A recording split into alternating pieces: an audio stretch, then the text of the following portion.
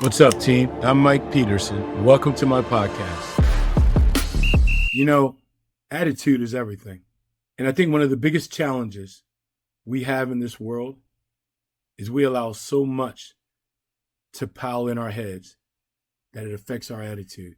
We allow doubt and fear and cloudiness to seep into our minds, that it paralyzes us. It stops us. It makes us question our capabilities and our purpose. I'm sure many of you have heard the story about David and Goliath. I've read that story 1,000 times. But lately I was doing some research and really just dissecting every word. And I found some things that were interesting that I want to share with you. Now, as many of you know, David was this shepherd's boy, right? And shepherd's boy weren't really known for being tough. And actually they were known for being fairly mild. And one day his father had directed him to bring food to the army where his brothers were serving. So he gathered the food and went on his way and headed towards the army in order to supply these men with food. And when he gets there, he sees his brother's army and they're afraid. They're standing on one side of the valley and they're listening to this giant and this other army as they taunt them and make fun of their God and challenge them to come down and fight. And he was taken back because none of the soldiers wanted to fight. They stood there in fear. Now, let's be clear. These were men of average size on his side. And yet on the other side, they had this giant who some say that he was almost 9 feet tall. And he had a shield that weighed a couple 100 pounds. He was a mammoth and he was scary. He was a warrior. So David gets there and he's shocked. David had faith. David wasn't focused on the size of the giant. David was focused on the task. So David basically said, listen, I'll fight this giant. I'll take him on right now and I'll slay this giant. Now, let's be clear. David beating this giant is as ridiculous as, let's say, a small Division I school, Appalachia State, beating the University of Michigan, right? Oh, no, wait a minute. That actually happened back on September 1st, 2007. Appalachia State beat Michigan 34-32. You get my point. So David was all in without hesitation. He was ready to fight. So David went to the king, King Saul, and the king looked at David up and down and said, David, you can't beat this man. He's a warrior. He's a warrior from way back, and you're just a shepherd's boy. Now, let's pause there for a second. This is much like life. You're going to have people in your life that when they are fearful, when they're too afraid, they're going to try to pass that fear on to you. But David was adamant. So the king said to David, he said, okay, if you're going to fight this giant, well, then I'm going to give you my armor. So David does what the king says, and he puts on his armor. And the armor is too big.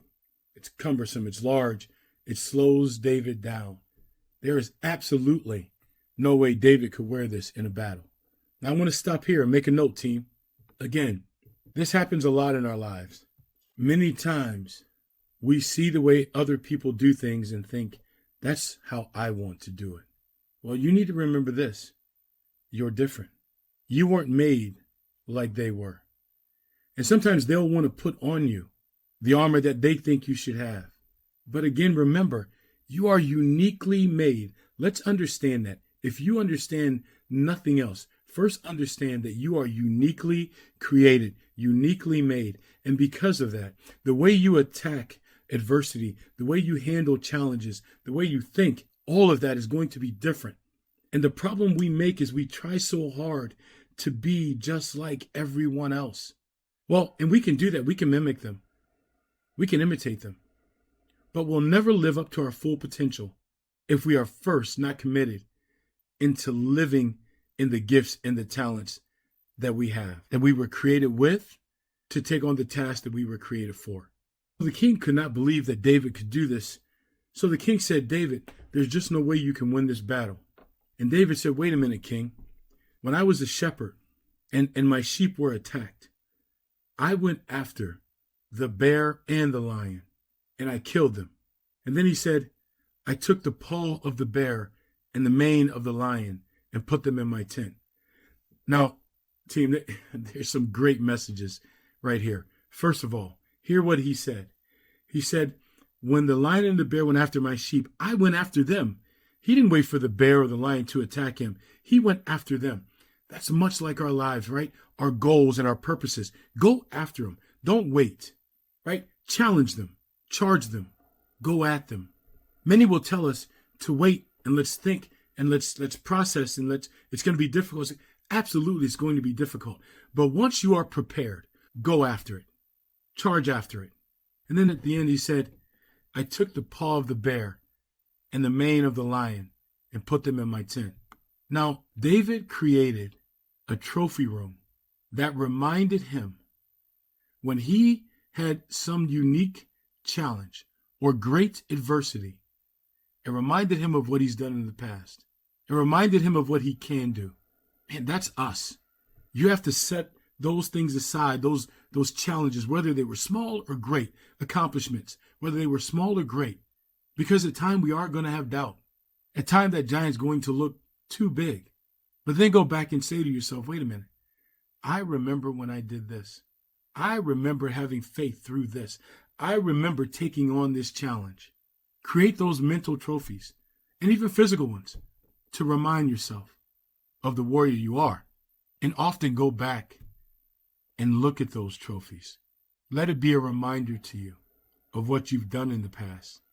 And let it be a reminder to you that you don't deserve to doubt yourself. You deserve to have faith.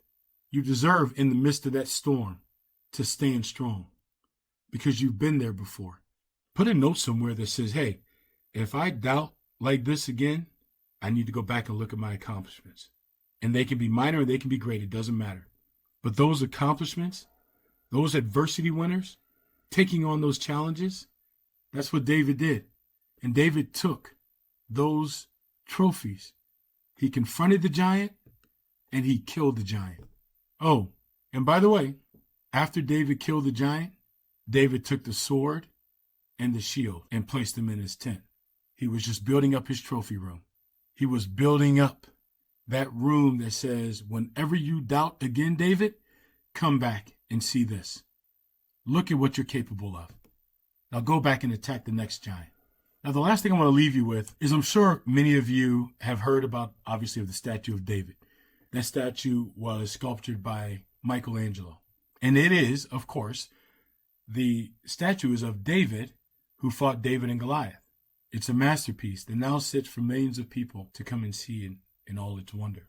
But here's what's interesting about that masterpiece. And I want you all to pay close attention to what I'm saying to you. The marble that David came from sat for 35 years because other artists had found that there were too many imperfections and was too brittle to sculpt anything.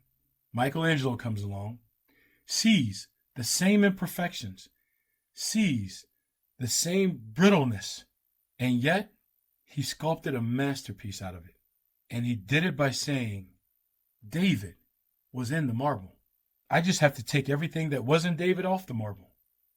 So guys, when we start to think that we're too fragile or we have too many imperfections, we're not tough enough, and we say there's no way we can do this, I want you to stop and remember this.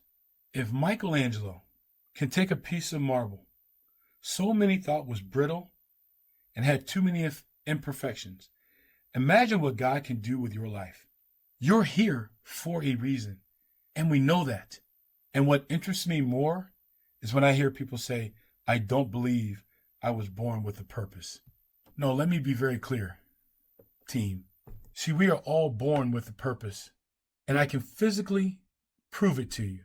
Because when you look at your hands, you see fingerprints.